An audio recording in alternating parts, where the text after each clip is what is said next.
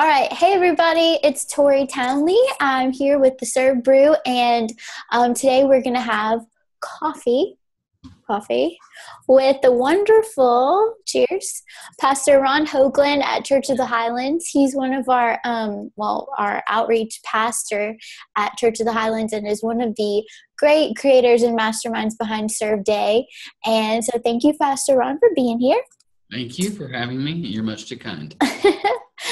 You are awesome. I have learned so much just being on the team with you over the past almost 4 years, which is crazy.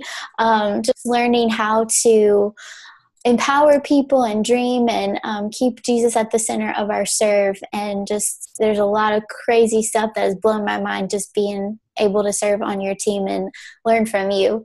So Serve Day is coming up July 15th. We are only 40 days out, which is scary but exciting. Yeah. So clearly you are going to be super packed right now, but I asked if you would just take a little bit of time out of your schedule to share with some of our partners. We have 239 churches signed up so far for Serve Day 17, which is exciting. We had one sign up like in the middle of this call right now. So it's kind of awesome. But for those guys, some of them are new to Serve Day. Some of them have been doing it for several years along with us. But no matter what, I think it's always good to just have a refresh and just kind of think about what's our flow going to be, what's our timeline, how do you plan? Some people are starting from scratch. So I just wanted to kind of get your thoughts and your wisdom and knowledge on that. So today, if you could just walk us through your journey of Serve Day, starting with the vision behind it, how it got started, and what your vision is for it. Why do we do it? So I think that's pretty simple, and thank you. And you give me much to credit because you've got just as many ideas and much experience as I do. You've been doing it since you were in diapers. And I got that from your dad.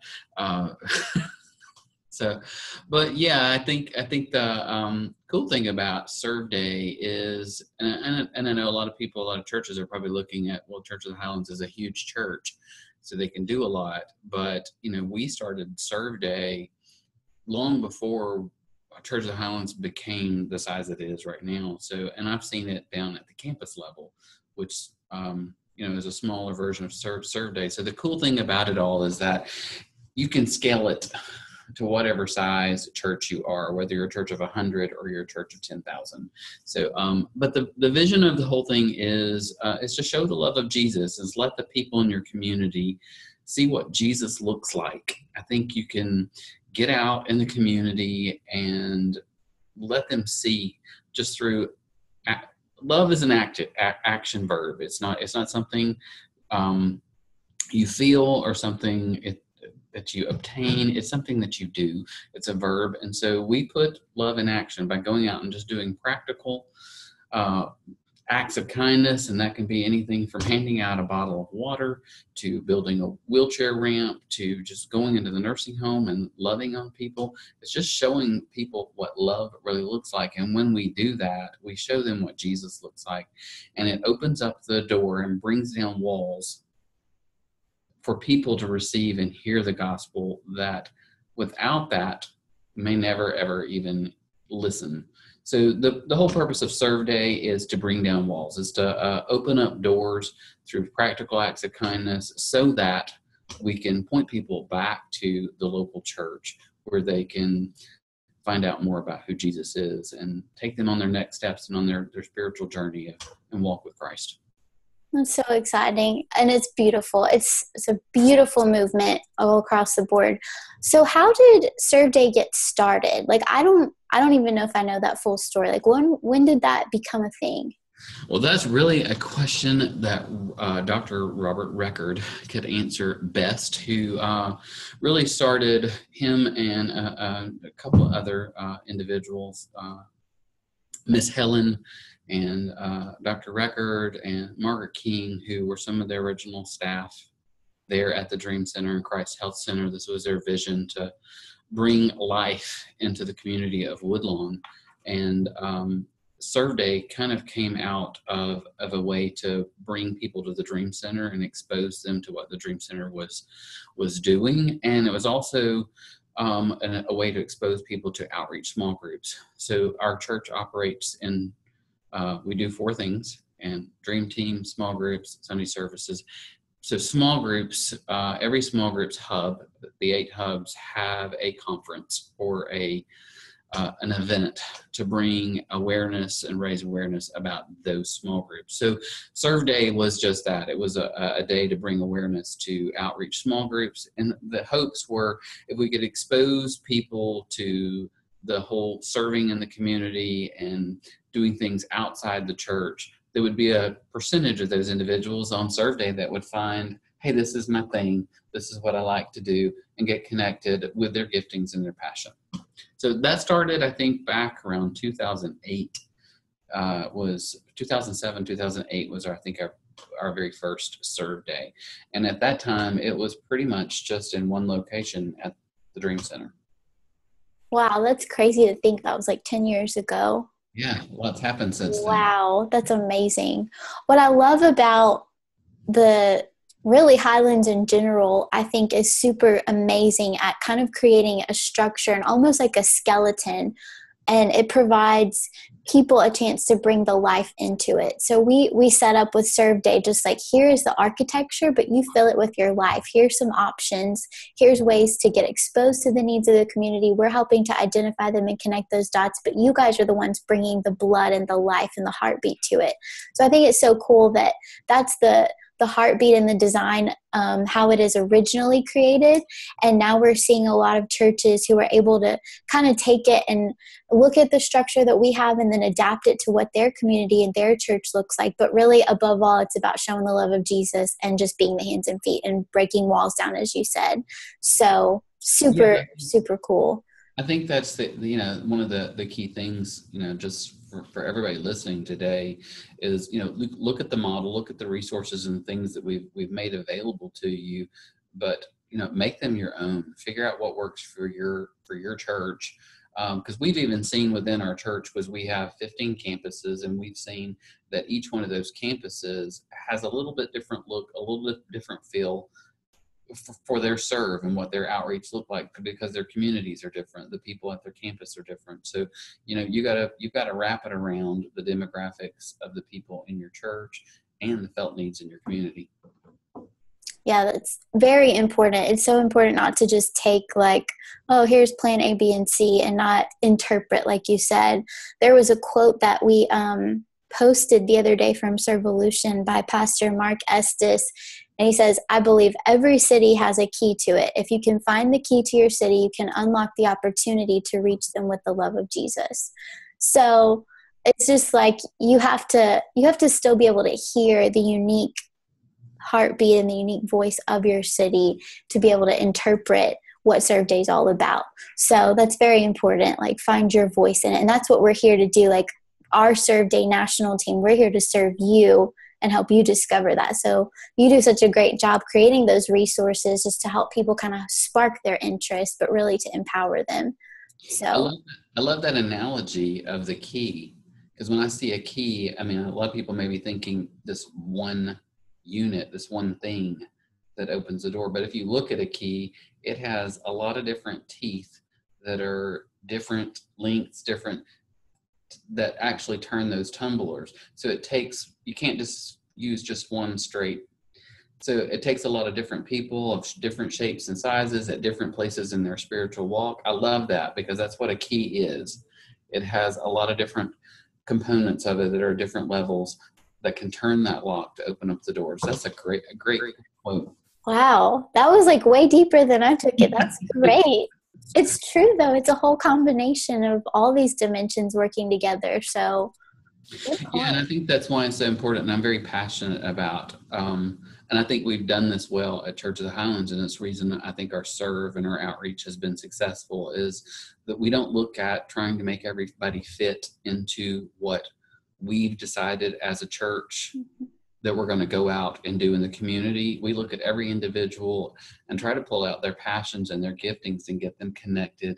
So it's really about developing leaders, developing people, and helping them along in their journey and their walk with Christ.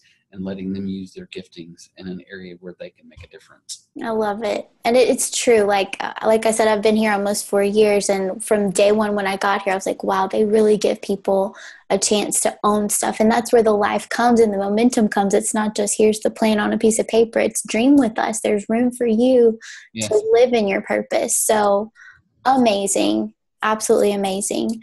So with all that being said, you've really put a lot of hard work into just that structure that we're talking about. So if you would pretend like whoever's watching doesn't have a clue how to even start from Serve Day, they need from point number one, how to start. So you and I kind of talked about the process of planning and getting ready for the event and then afterwards. So maybe if we can kind of go through some of those steps. So the first one would be, step one would be like identifying the needs in the community. How does that start? What do you do? What are some points that you would give for that? Well, we do it from a few different sources. We do it from our small groups. So small groups are submitting needs that they've been made aware of, which we usually turn that back on them to go, well then, okay, you and your small group go and address that for the Serve Day and turn it into a project.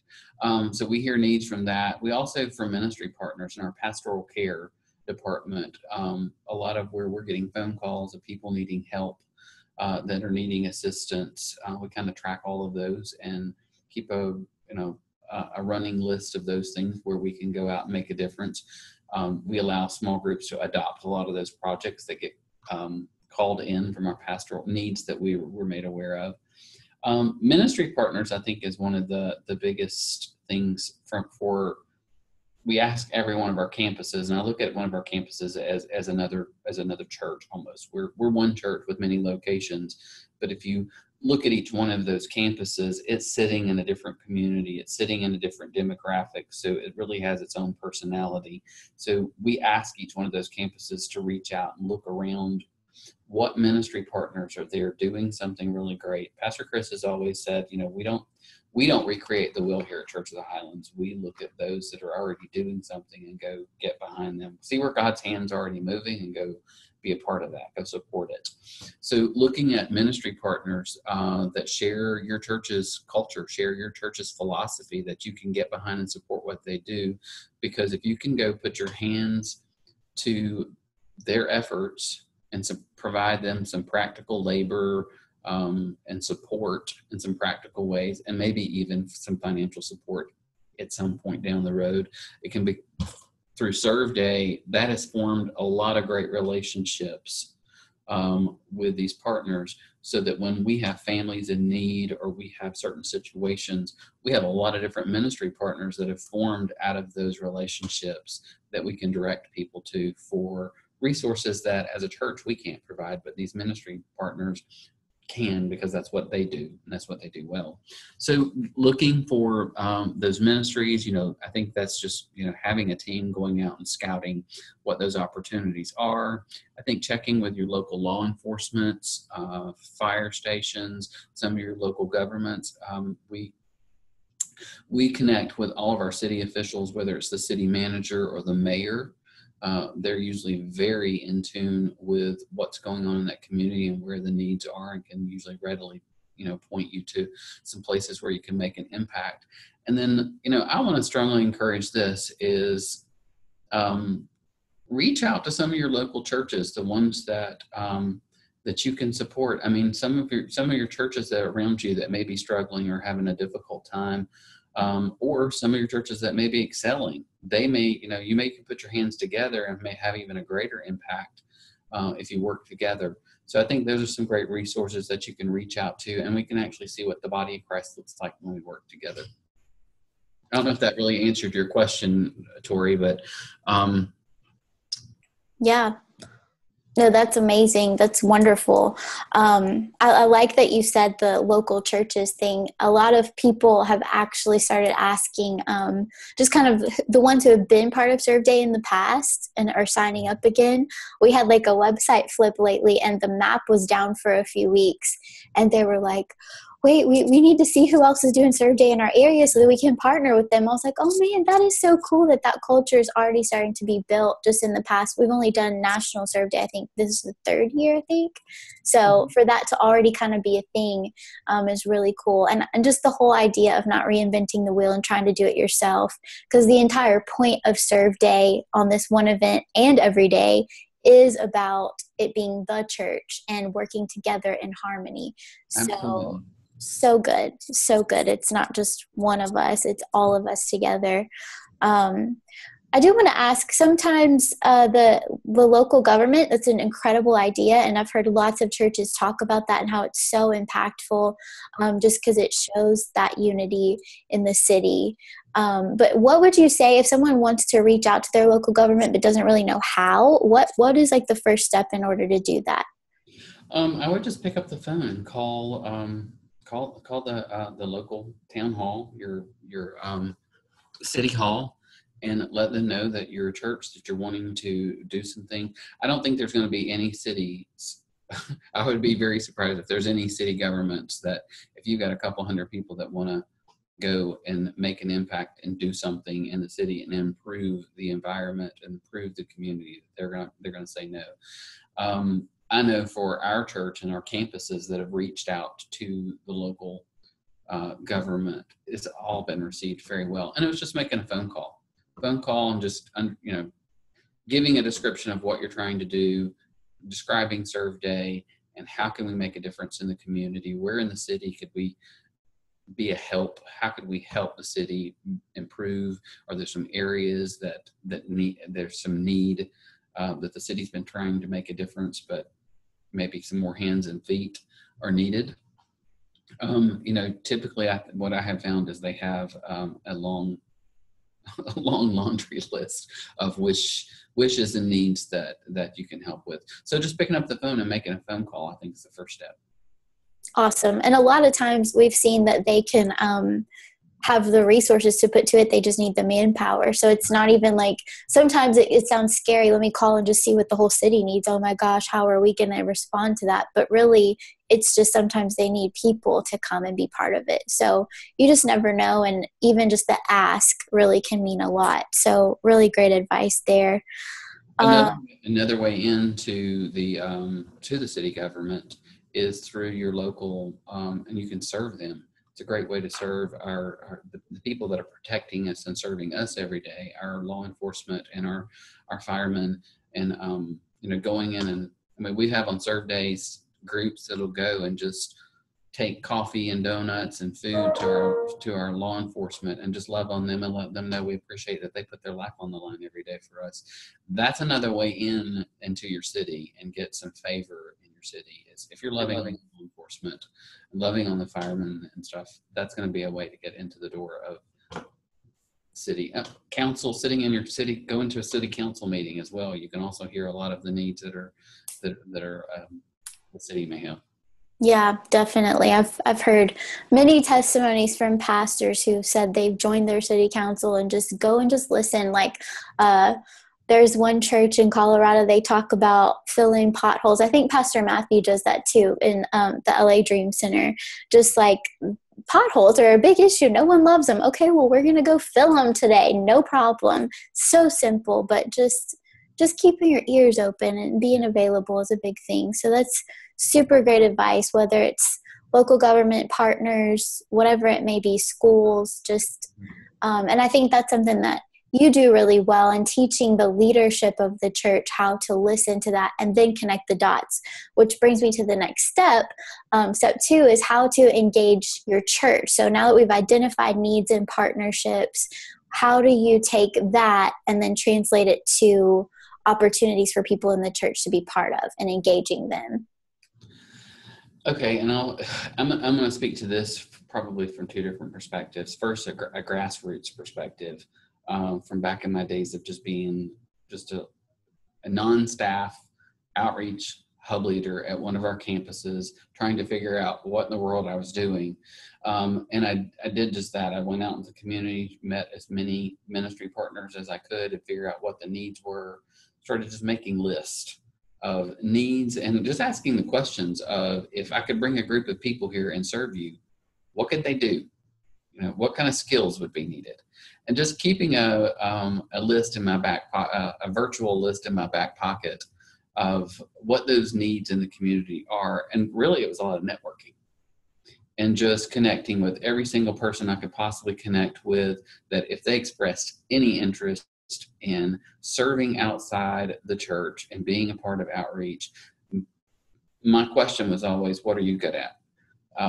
What do you like to do? What are you passionate about? And a lot of people, sometimes they just don't know.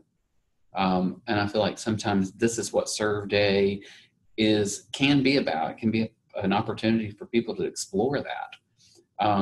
But it's keeping that virtual list in your back pocket as a leader and making connections and networking and being able to put, Tori's great. She loves the elderly, and I've got a nursing home over here that has an opportunity for somebody to come in. I mean, it's just really networking and keeping a list of, I always kept a list of those needs, but also kept a list of people, a virtual list of people and what their passions were and what their giftings were. So as I come across, God's pretty good. If we'll just do our part, he does his. But it never failed that if I found a need, God would bring the leader, or vice versa. So that was more the grassroots. It was a lot of networking and just talking. If you're not, I'm going to say this to the leaders of the church. I'm assuming everybody that listening to this is probably leading in some aspect of outreach for their church. If you are not passionate about it, no one else is going to be. So I saw my role as to be the biggest cheerleader. I got a big mouth. I talk a lot. So God's using that for the positive for finally in my life to promote and just tell everybody I knew about a need that I have been made aware of. And, eventually the odds are I'm going to come across somebody that it struck a nerve with, and I could connect them to that need and they could serve it and make a difference. Now, that's grassroots. And then from a more structured and I won't say corporate, but more organizational type level, we really look at our small groups to serve those needs. And so on Serve Day, we really push getting our small groups to go out and find something within the sphere of their influence, something that they have a relationship with. We know that life change takes place in the context of relationships. So we really encourage every single one of our small groups to get out on Serve Day, whether you're outreach minded or not, even if you're a men's, basketball group that meets weekly to play basketball. During the summer on Serve Day, we ask that men's group, go find a need on Serve Day and fill it. It may be a neighbor on their street. It may be a coworker that they've heard about, somebody in their sphere of influence and their relationship network that they as a group can go and fill that. So we really push things through the small group, and the majority of what we do on Serve Day is really through that small group structure. And then for those in the summer months that are not in a small group, and we do have that, a lot of people take a break on the summer. It's a short 6-week semester. So those individuals, we have a place for them to connect on Serve Day and what we call our anchor projects. Serve opportunities. We're trying to get away from the word projects.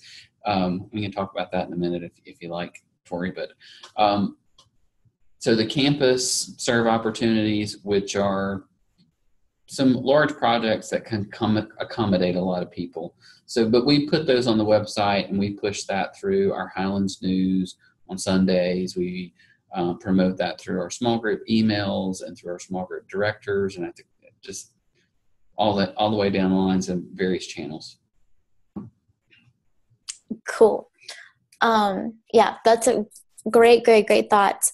I like that you talk about how Serve Day is reflecting the culture of Church of the Highlands, which is small groups.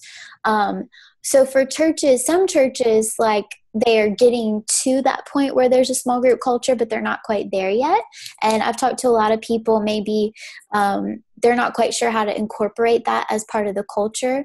but maybe you can touch on a little bit more, not anchor projects, but the big serve opportunities, and how we've gradually started to break that down into smaller components so that it is helping promote that culture of circles. It's not so overwhelming, 1,000 people serving beside you, but it's broken down into segments. So maybe talk about that. Think of it in the context of, it's a new church who is just kind of starting out, doesn't have maybe any small group structure in place. What should they do in order to kind of build that? Yes. And so, Serve Day is a great opportunity for you to maybe kick off small groups and maybe introduce that small group feel for your church. And you can do that. We've actually, in the past, our large serve projects or serve opportunities that we had at the campuses for those that were not in a small group were massive.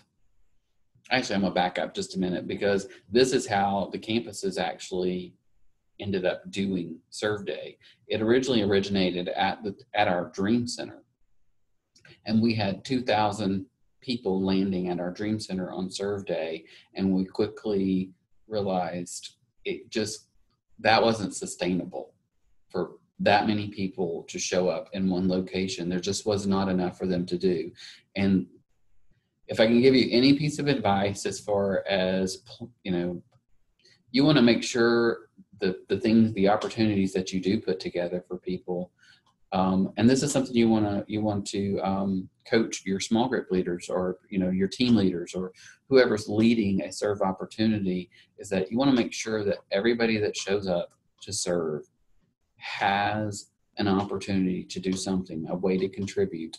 I think one of the worst things that can happen is for somebody to come on Serve Day and walk away feeling like they didn't contribute in any way, and that they didn't make a difference. We want everybody that comes and participates, whether it's with a small group or whether it's with one of the large anchor projects, that they feel like what they touched, they were part of something big, they contributed and made a difference. So what we did with those large projects, because we wanted people to feel a smaller community where there's relationships happening, we actually asked all of our campuses to take that large project that may could accommodate 200-300 people and break it into modules, components that would make sense.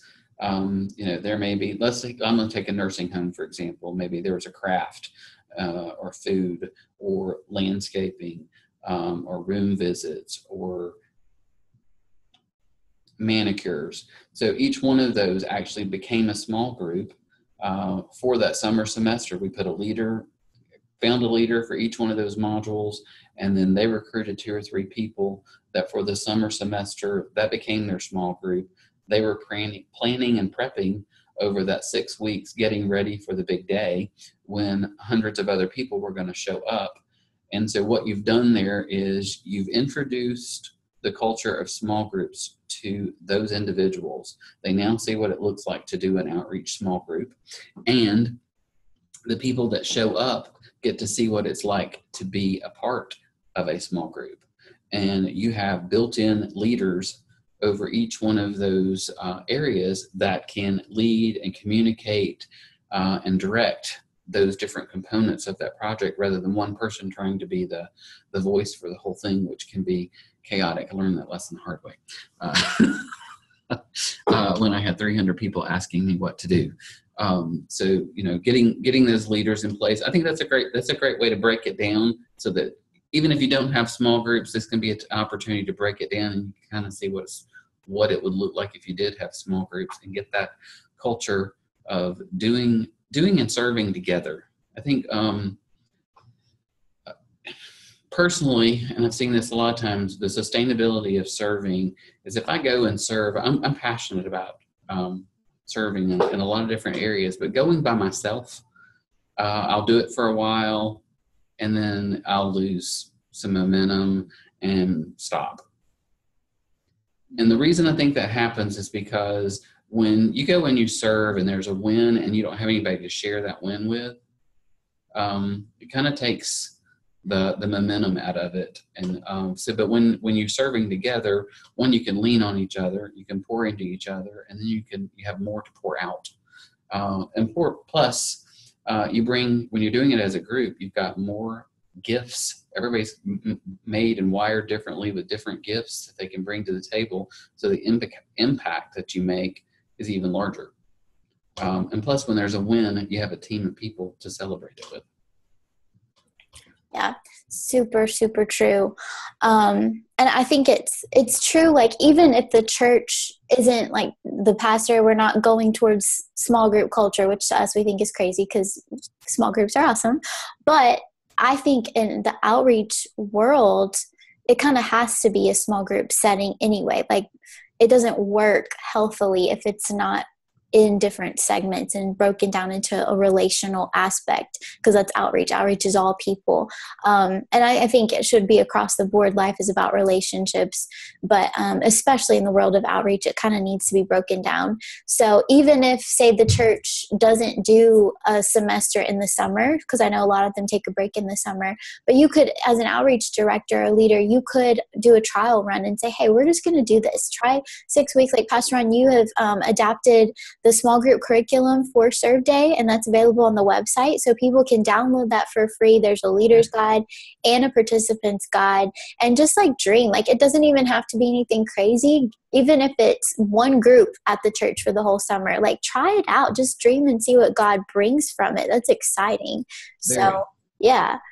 Do you have anything to add to, like, that curriculum? Like, any pointers for that at all? Yeah, the curriculum, I think, it was our first stab at trying to get something from a structure for a small group, outreach small group to do on a weekly basis. So, take a look at it, make it your own, tweak it. And then if you have any better ideas with it, let us know, because we're all still learning and changing and adapting. So what works yesterday may not work today, and what works today may not work tomorrow. So we have to continue to develop things and tweak it and change it. And so we just keep getting better and better. Keep it fresh. So it's always, it's a living, breathing thing. So yes, we want many voices to add to it. Okay, so I think we've kind of touched really great on the engaging your church thing. Now, the next step that we talked about was the planning and executing of the event the day of. And I know for you, there's a lot that goes into it because you're managing 16 plus campuses from a central perspective and so on. So if we could maybe talk about it from, like, one campus's perspective first, and then kind of go bigger to, like, if you're managing multiple campuses, what does the process look like? Promotions, planning, shirts, orders, all that good stuff. Yeah. So at the campus level, I think their biggest thing to do to begin with is finding those large projects that we ask them to have to accommodate the people that are not in small groups. So that starts usually in March. I usually have they know it's coming, but I usually step into our campus pastors meeting some around the beginning of March and just say, hey guys, just a reminder, Serve Day is just a few months away. Start looking for your anchor projects that your campus can do. So, and nailing that down can take some time. So don't procrastinate on that part of finding those big anchor projects. And then I think getting your small groups, but if you have small groups in place, getting your leaders to understand what their project should look like. I think that's some education, and that's taken over 8, 9 years, 10 years that we've been doing this. That's been a process because early on our projects were very, like I said, everything happened at the Dream Center.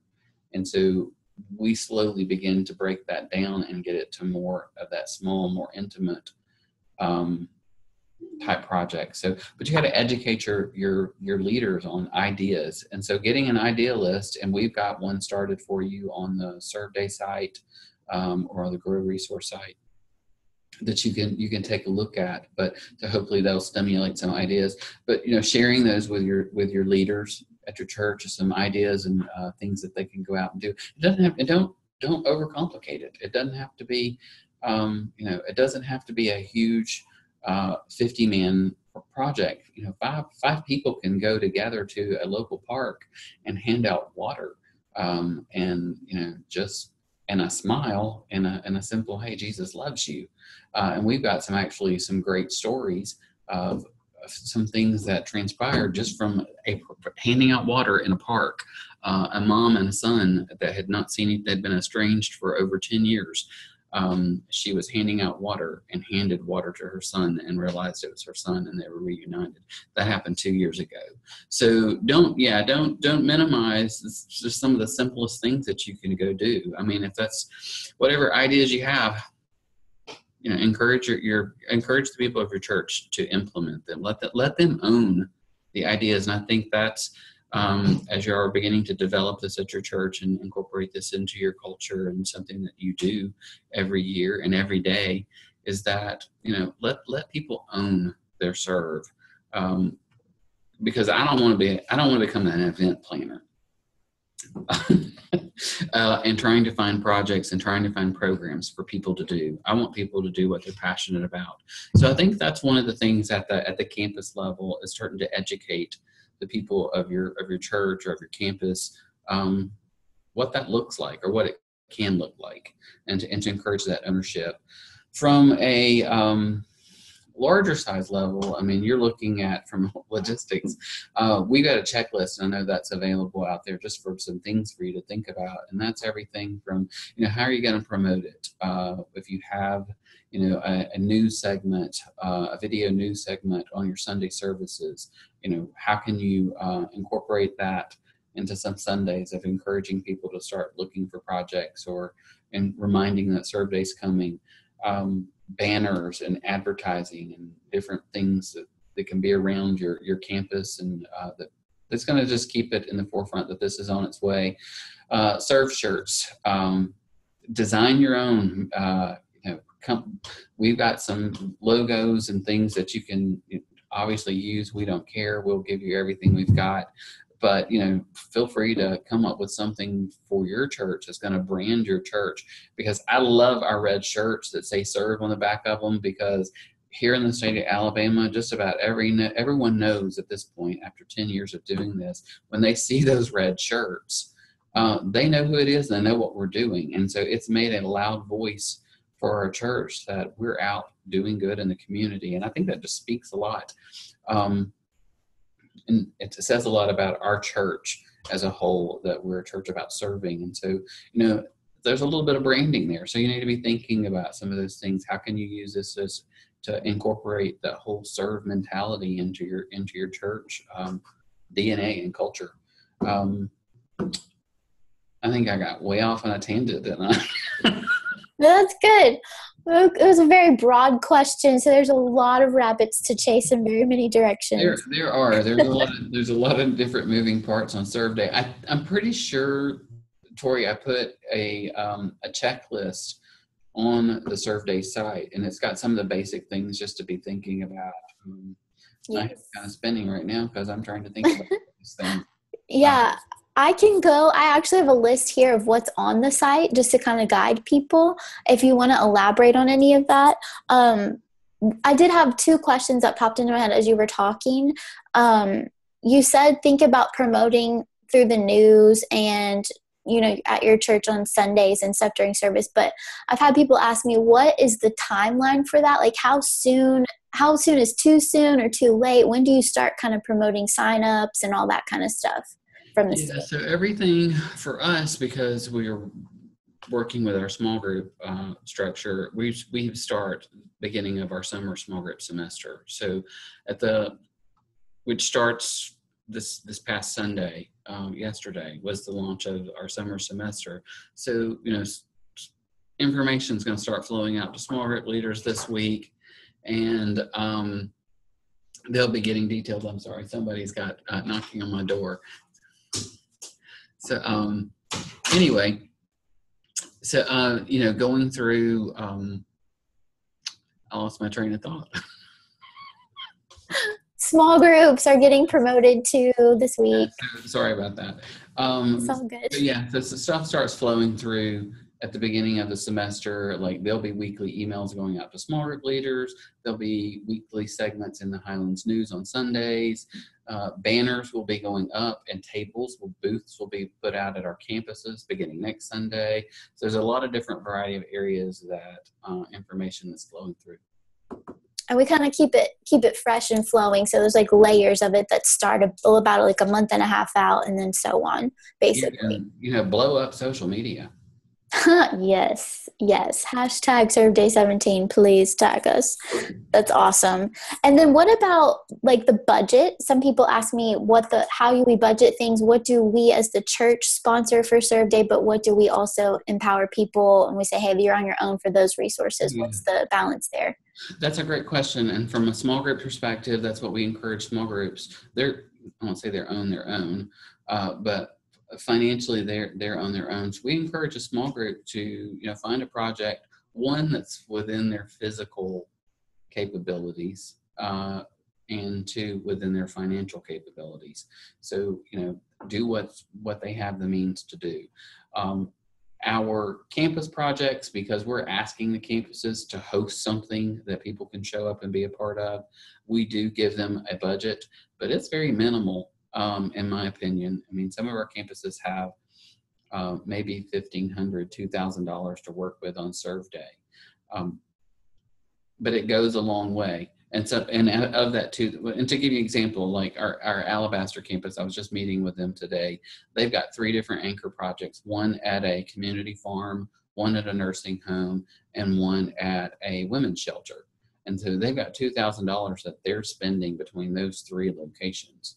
So, when you divide that up, that's not a whole lot of money for each one of those serve opportunities, but you don't need a whole lot. It's all about people. I mean, it's all about hands, feet, and practical labor. So, I mean, you can get 15 people in a bucket of paint and, make a room look really, really great and make a difference. So, you can get a lot of different ideas without having to spend a whole lot of money.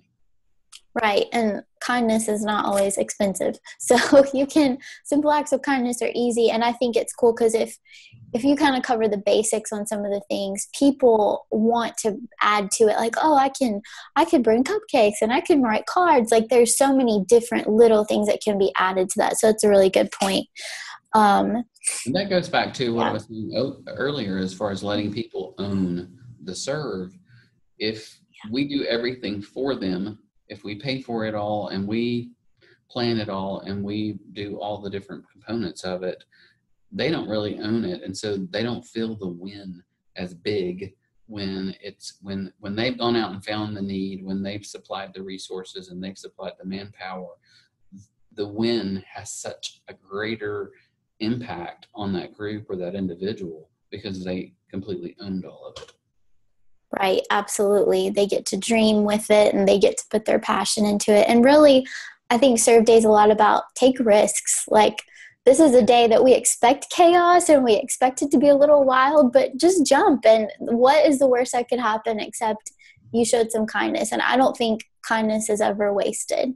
No. So go for it. Like this is a day we're going to say, yes, have at it. And we do screen it. So projects are registered online with us, and we'll make sure that if a project is going live, it's not crazy, and we watch our kids' policies and all that stuff.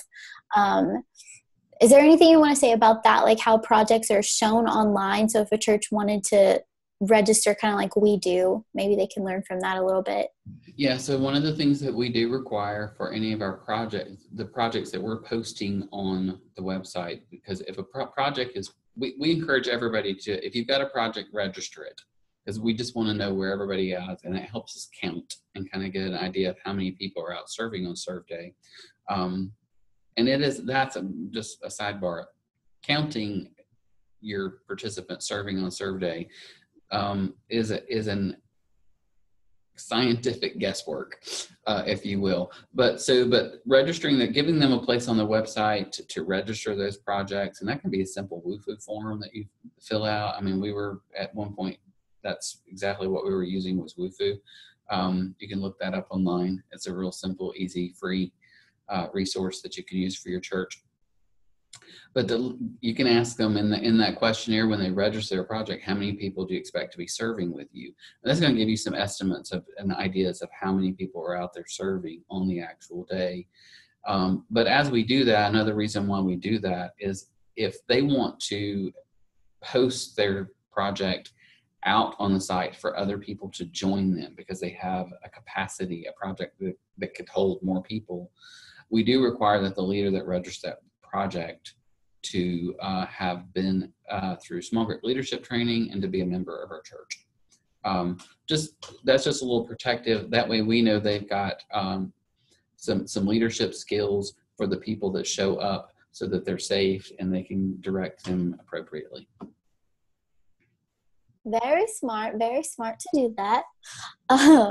So yeah, we've had some fun project registrants. I don't think I've ever had to not approve one, but I know you probably have.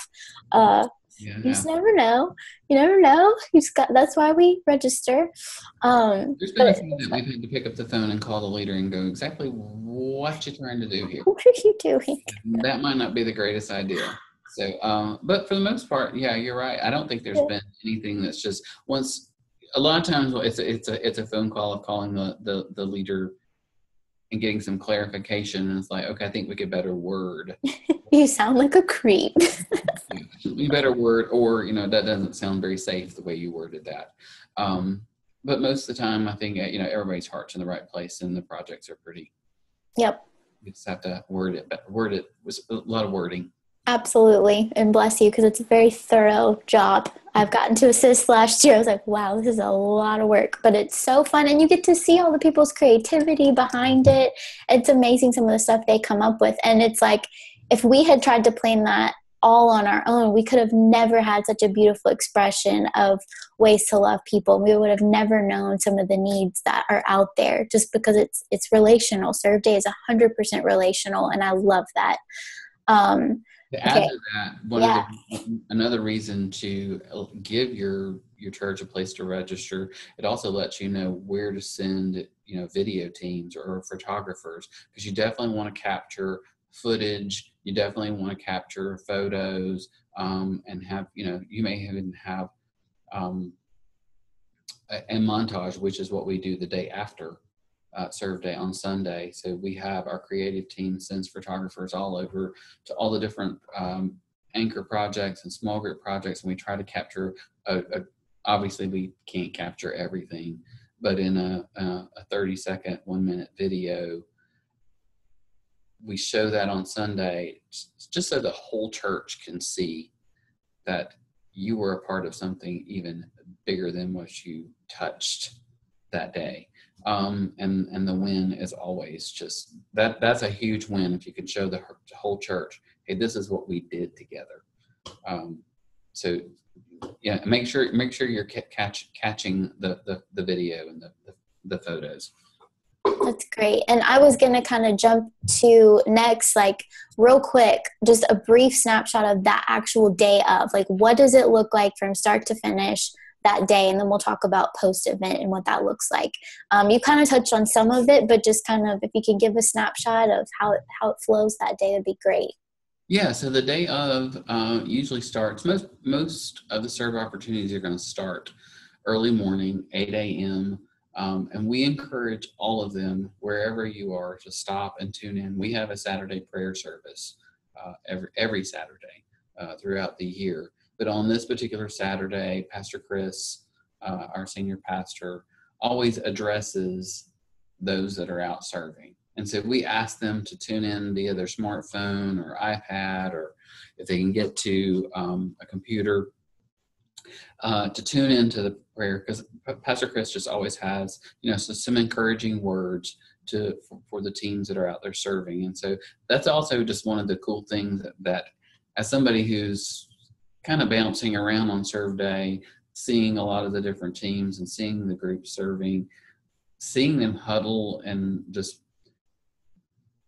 hearing the message from Pastor Chris, I think it's a way to unite everybody. Even though we're literally scattered all over the state, all over the place, and all over the neighborhoods, in different communities. It's about 10 minutes that last year we had about 23,000 people serving, somewhere around there. For about 10 minutes, we're all united, being reminded why we're out doing what we're doing. And Pastor Chris does a great job of that. So I think that's key. I would, if there's a way you can do that, strongly suggest that you do, because it just unifies the body and what they're doing on Serve Day. And then most projects will probably go through the noon hour, but we do have projects that don't even start until noon. So throughout the day, projects will be starting and stopping, but I would say probably for the most part by 1 or 2 o'clock, most everybody's wrapped up with their opportunities, whatever it is they're doing for the day. And so I personally am, communicating with our campuses as far as numbers and getting counts for people that showed up at the large projects, and doing a lot of number crunching, so that I can give Pastor Chris an approximate count of how many people we had out, how many boots we had on the ground on Serve Day, because that's another big win, is just to hear that last year we had 21,000 people estimated out serving.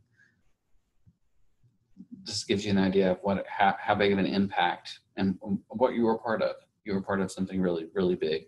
So crunching the numbers, but I think it's just, as far as the day-to-day, and I mean, not the day-to-day, but the hour by hour, I mean, it starts with that little rally at 9 o'clock, and then everybody goes to their serve and does their thing. And then it just flies from there, and it's beautiful. You just never know what's going to come out of it. We do encourage a lot, on Serve Day, we're encouraging #ServeDay17. So we do give, Pastor Chris, in that 10 minutes at prayer, he's giving everybody instructions, take photos of what you're doing and post it on social media and use the hashtag. That way we're all sharing and seeing, if you can see what lots of other people are doing. Exactly. And it's beautiful. That's been my job for the past couple of years, is just to sit and watch that. I know we have someone on social media from the church who, Katie, sits there all day. That is her serve, to sit there and celebrate the wins and collect all the stories. And then I get to do that with Dad on a national perspective. And there is nothing like it. Just like, wow, the world is so beautiful today. This is incredible. And it's fun to just pray that continues throughout every day. And that's our heart, is it's not the event, but it just sparks something in people for their everyday lives. I know I'm jumping all over, but one thing I wanted to ask is, we didn't talk about this, but when do we give out Serve shirts? Is that the day of Serve Day? Are they available, or leading up to? Actually, we do that about the Sunday, typically the Sunday before Serve Day. Okay. We'll have those usually available in the commons area of all of our campuses, and from the stage, Pastor Chris will usually let the congregation know, hey, if you don't already have a Serve shirt, we've got one in the commons. Pick one up on the way out. But we also typically have, at our large projects, our campuses will have Serve shirts on site for those that maybe weren't at church that Sunday, or failed to get one.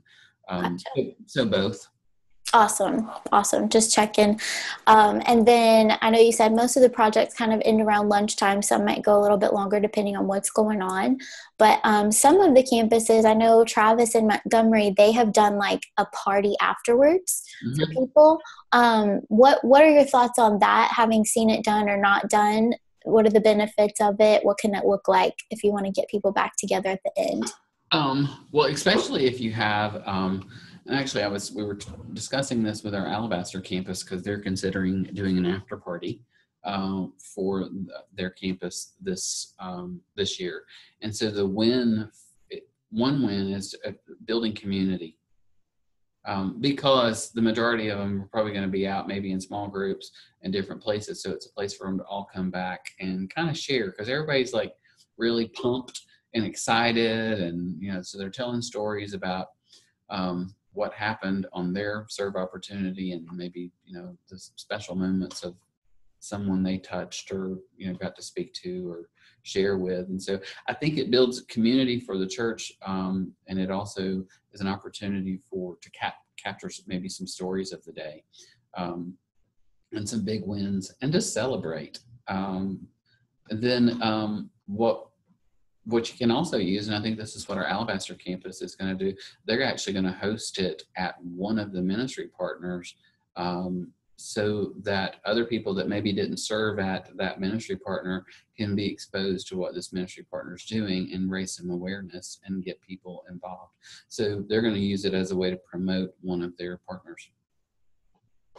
That's pretty genius. I like it. And I like that each campus kind of has the freedom to dream about that. Like, what are the needs? Do we need to spotlight this or that? And how can we incorporate everybody? So some of us do it, some of us don't. So I think that's really cool. I know at the Dream Center here in Birmingham, we don't do it the day of necessarily, but we do plan something afterwards. Like, hey, we know that you're involved, and we just want to invite you back for like a snapshot of what goes on at the Dream Center weekly. So it's a different event, but it kind of gets people to come back out really soon after Serve Day. So it just depends. Our projects at the Birmingham Dream Center, they're going on, sometimes they don't end until 6 and 7.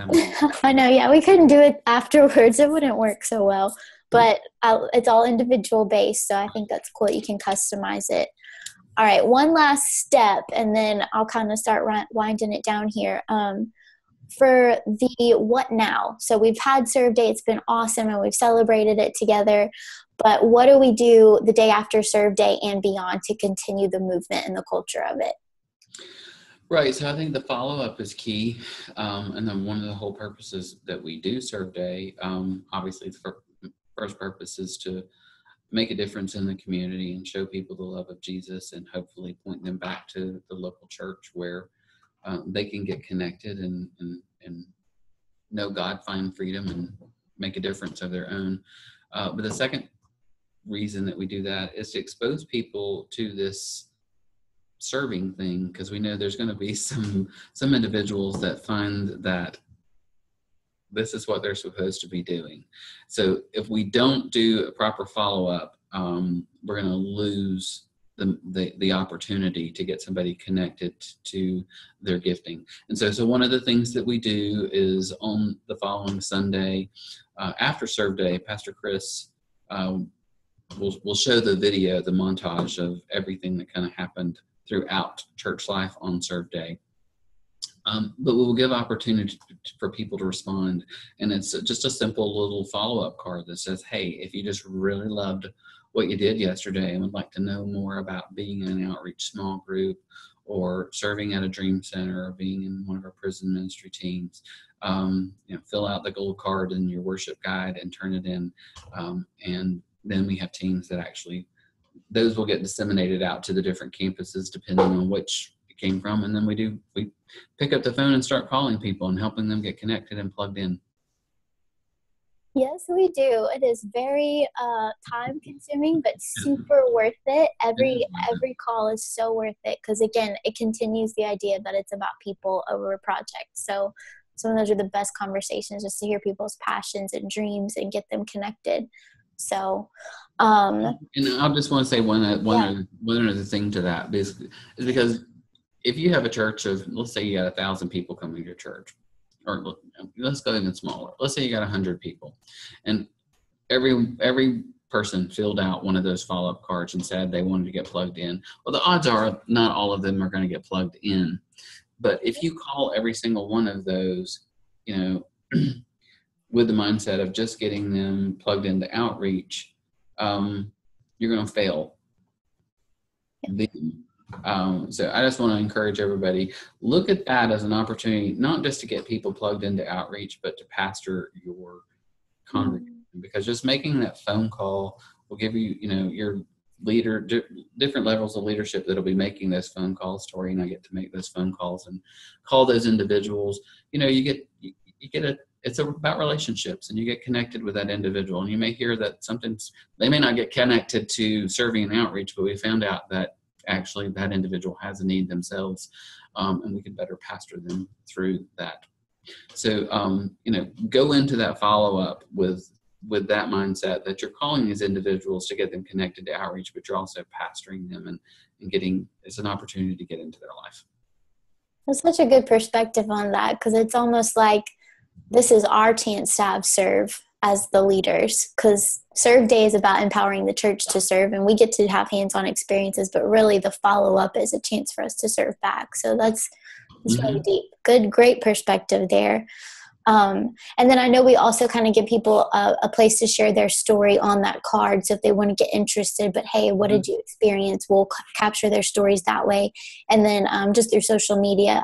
Do we have like a share your story page? We do on the website too. On the website. So we'll send that link out. We get hundreds. We usually get close to 100 or more stories just from Serve Day, just through the website. Yeah. And sometimes I think we still get one every now and then, like, hey, I'm like still getting Serve Day stories from last year every now and then. But that's a great, I'll add to that, because having that place for them to tell those stories, a lot of times we go back to that because our creative team, right now, they're working on going into Serve Day. We will probably, promoting Serve Day, we'll tell a story about, what happened last Serve Day, to inspire people to get out and be a part of it. Now, this is what happened last year. This is some fruit, and this is some wins that came from it. So now here's your chance this year to be a part of that. So our creative team is amazing. They do a great job.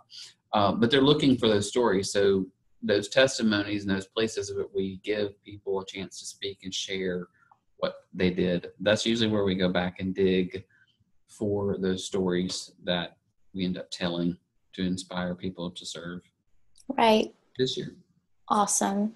I think that it's so important to be able to just have a place to hear those things, because it can't just be all about what we did. Here's the numbers, blah, blah, blah. Here's all the hype. Like, we got to pause and take a chance to reflect on that, because that's the whole idea of we're saved by the blood of the Lamb and the word of our testimonies. Like, these are testimonies being written right now. And even the people who didn't participate in Serve Day, to be able to hear what they were part of. Maybe it's someone who's homebound and can't be part of serving, but she gives her tithe every month. Oh, wow, I was able to enable this person to have that. So it's just, I think all the way around, it's important to celebrate and see what God wants to do with it. So on the note of stories, real quick, before we close out, you might need a second to think about it, but give me like one of your favorite Serve Day stories, or it doesn't even have to be Serve Day, just Serve stories. And if you want a second, I can go on to something else and come back, but just let me know. I have one. He's ready. So it was probably about 4 or 5 years ago, at one of our campuses. Actually, it was our River Chase campus, and I was the outreach hub leader there.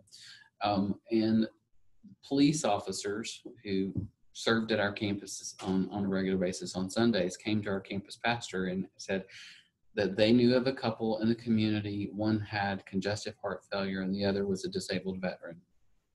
They did not go to our church. They went to another church in the community, but they were aware that their yard was in disarray because they just could not, between the two of them, could not. Their family only came periodically, and they were about to be fined by the city, some major fines because of their yard, the shape of their yard. So he came to our campus pastor and said, is there anything our church could do to help them? Of course, the campus pastor came to me and said, is there anything we can do to help them? And we had a team at that time, a small group that did landscaping, and that's what they did. They went to widows and single moms and cut their grass and landscaped their yards and served them in that way. So they went and looked at this yard, and the guy, the leader of that small group, called me back and he's like, Ron, this isn't going to take a lawnmower. It's going to take a bush hog. And I was like, okay, so are you telling me we can't do it? He said, no, I'm just telling you we need a bush hog. And I was like, so if I get you a bush hog, we could do it. And he's like, I got a bush hog. And I was like, okay. So we agreed to do it and help this couple. So they put together, and it was on the first Saturday. It wasn't actually a Serve Day. And first Saturday, that's for another SERVE Brew. We can talk about first Saturdays. It's kind of a mini Serve Day. We went on a first Saturday and served this couple. And while we were there, cutting grass and trimming trees and trimming bushes, and getting their yard cleaned up. The neighbors in the community. We probably had maybe about 30 or so individuals serving at this serve opportunity in red shirts. And the neighbors from the neighborhood started coming out and asking us who we were and what were we doing and why were we doing it. And once we told them, it was like, we're just a church and we heard there was a need here. We wanted to help them so they wouldn't get fined. We had one neighbor write a check to the church so that we could keep doing what we were doing. We had neighbors bring lawn equipment, weed eaters, and lawnmowers, and say, just donating, saying, here, if y'all will keep doing this, we will give you all the tools and the resources you need. So we watched, us being obedient to serving a need that was presented to us in the community. That these individuals did not go to our church. No one actually had a relationship or knew them, but we went and served, opened up the doors for several other individuals in this neighborhood because they saw the love of Jesus being actively displayed in a great way. What we later found out was the gentleman, the disabled veteran, had been he was in a electric wheelchair, was falling over at his mailbox, falling out of his chair at his mailbox because of the way the road was done. And so one of the other things that we came back and did on another serve day is paved around his mailbox so that he could get safely up to his mailbox in his wheelchair. A sad story. I mean, eventually the lady, she passed away for the congestive heart failure. But he told a story, and we have caught it on video and shared it with our church, of the impact, because he had lost all hope in God and in the world and in man, because they felt like they were alone and forgotten. I'm gonna get teared up.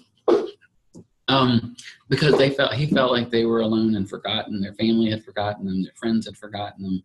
Their church had forgotten them. And here comes this group of red shirts that they didn't know. And in one day felt like they made a huge difference in their life that he said he would never, ever forget. So changed his heart, gave him hope again. So every minute that we were there serving them was worth it. Okay. I don't know what to say. I have a lot of those. Oh, so deep, man. It's so deep. That's such a perfect picture of what it's all about. I wrote down, it kind of goes back to what you said at the very beginning about Serve Day is all about breaking down walls. And it's like, when you put on the humility that Jesus had of I'm just here to do whatever it takes. And he brings the opportunities and the people together. But it creates such a family and harmony, and you just never know what obedience is going to do. And you humble yourself and let him weave it all together. And so many lives, intersecting lives. And I just think about the people who are part of that project. How much are they able to watch that video and be like, oh my gosh, I was a tool to affect someone's eternity. That is the biggest treasure. That's the point of us being on this earth, is to help heaven get bigger. So that's such a perfect snapshot of what it's all about. And I pray that this year we get to see thousands more stories written like that, just that our hearts are pure enough to catch it and hear it and find the key to our city and do it. Dang, that was deep. I love it. Okay, so is there any other, if there's any other points, one thing that you want everybody to know before we close out? I think you kind of just told the story that's going to change everybody's life, but if there's anything additional that you want to note, now's the time to do it. Yeah, and I think I will end on this note. Okay. People first, project second. It's all about people. Don't make it about the project. Make it about the person. Boom. Tweet that. I love it. I actually have that written down. Ask Ron, people over projects. People aren't projects. I like it. It's the heart behind everything. So, is there a way that people can connect with you if they have more questions? What's the best way to do that? Is that grow, or how do Yeah, we? absolutely. And most of all the resources and things that we have are on our Serve Day site or on our Grow site. And so, and I'm going to point them to our Grow. If they're not a part of Grow, definitely should get connected because there's a lot of tools there. I think we're going to be doing some Grow 1 days in the future and some training sessions that they can be a part of. Um, and, doing the ARC Hangouts, and hopefully you're going to invite me back. Of course I am. This is just the second of many. You did a Christmas one with us back there for Giving Hope. So thank you so much for your time. Like you said, there's resources available all over the place. So you can contact me, Tori, at serveday.today. We can get you whatever you need. Luckily, we work on the same team, so I'm really easy to access, Pastor Ron. I know earlier I said I was going to go through the list of what is available online, but really just go to www.serveday.today and it's all listed there. If there's something that you would like to see that is not there, let us know. We're still kind of adding some new things to the library, so just add your comments. If you're signed up for Serve Day, we have a closed conversation on Facebook going on, so we give you that link when you sign up. And please feel free to add your thoughts, ideas, questions, anything that you need to that, because we want to kind of network together in that way. But anything else, Pastor Ron, that you wanted to add? Anything? No, just hashtag Serve Day 17. Make it a big one. Amen. Thank you, Jesus. Okay, so thank you all for tuning in to our Serve Brew. Thank you for bearing with us on our little technical difficulties. Thank you for having me. Awesome. Thanks, Pastor Ron. Next Serve Brew is going to be June 14th at 3 o'clock. We're having the Dream Center Network from the Los Angeles Dream Center ladies join us. So be sure to tune in, and we'll see you guys next time. Bye.